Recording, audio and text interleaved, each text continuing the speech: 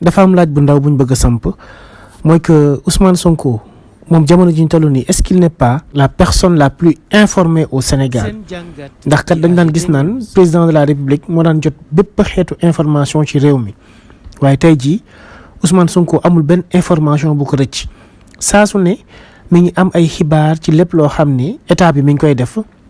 bépp njuuj njaaj buy am ci réew mi bépp contrat bu ñuy signé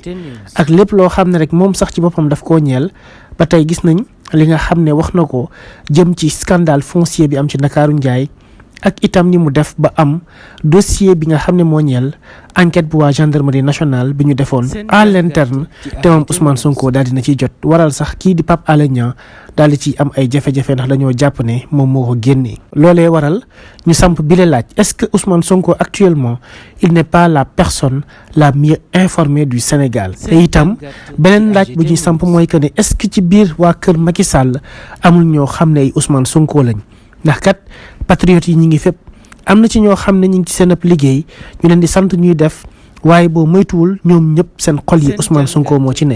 ndax nag léeg-léeg ñu lay def looloo xam ne yow sa fonction moo tax ngay forcer di ko def waaye bëggoo ko loolu itam nekk na loo xam ne faw ñu bàyyi ci xel moo tax ñu samp bi la laaj